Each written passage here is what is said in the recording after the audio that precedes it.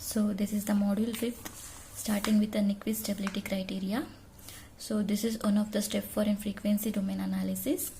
So before going to the Nyquist stability criteria, we'll discuss the basic steps for in frequency domain analysis. So in that, the first basic step is stability. So the method of stability could be determined by a Routh-Harris criteria, or it could be directly by a root locus method or Nyquist criteria. So the next basic step is the performance. Performance means in time domain we have a time domain and frequency domain. So here we are taking a frequency domain specification. So if it is in time domain means we had a rise time, settling time, peak overshoot and so on.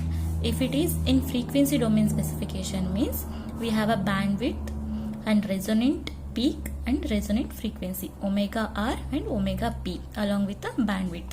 These are the frequency domain specification. So in previous class we have discussed this frequency domain specification. So similarly the next step is design. So if it is design means it comes under the lag compensator, lead compensator and lag lead compensator. So these are the basic steps for in frequency domain analysis. First one is stability, performance and design. So these three are the basic steps here.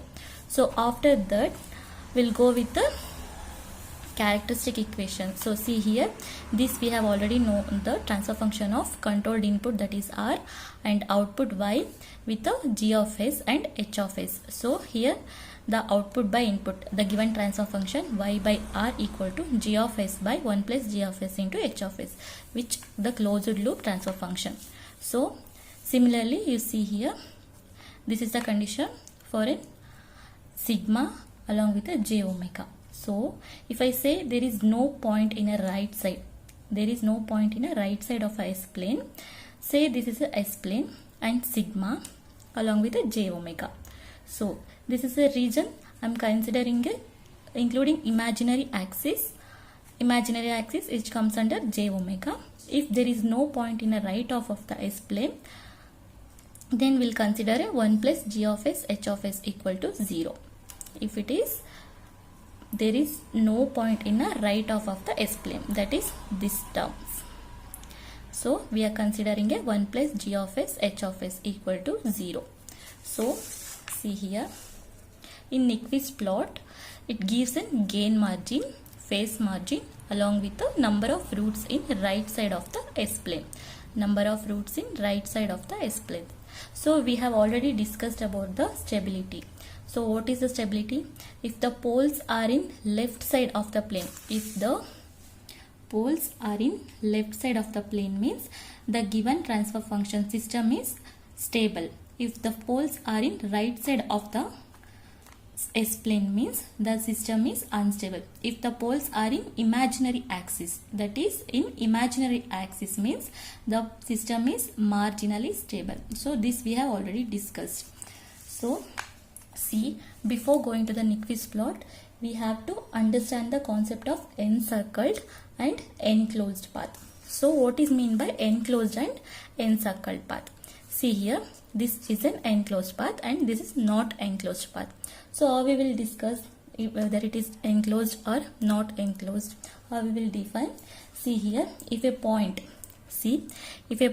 if it's said to be minus 1 comma j of 0, minus 1 comma j of 0, this inside of the path means which is called as enclosed. If the point is outside of a path means we call it as a not enclosed. So here the main term is enclosed path, enclosed and encircled. This I'll explaining only for your clarification. This is enclosed and not enclosed. See here, the point should be inside of the path means it should be enclosed. So the enclosed means the any point or any region is said to be enclosed by a closed path if it is found to lie on the right side of the path. So see here, that is the point should be inside of the path.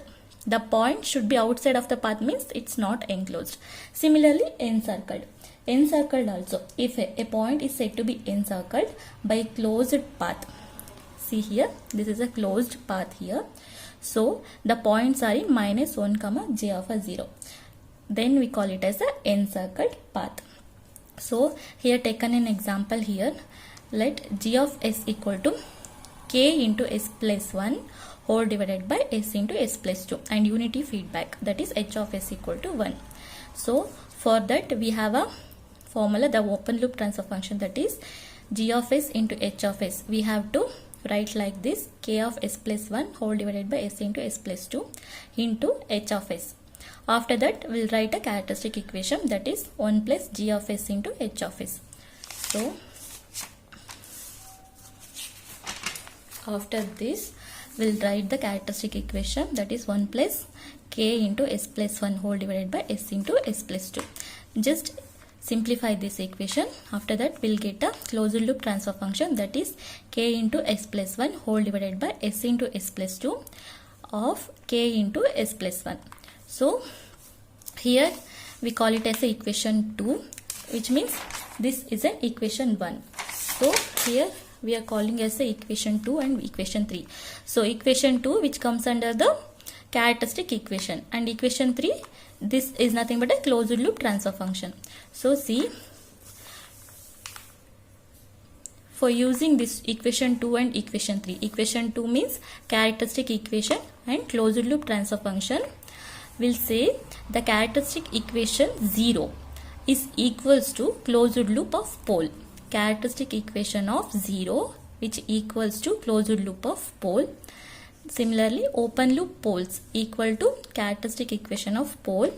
Similarly, open loop 0 equals to closed loop of 0. So this comes under Nyquist criteria stability. Nyquist stability criteria. Sorry. After that, see all these three conditions which includes the Nyquist stability criteria. So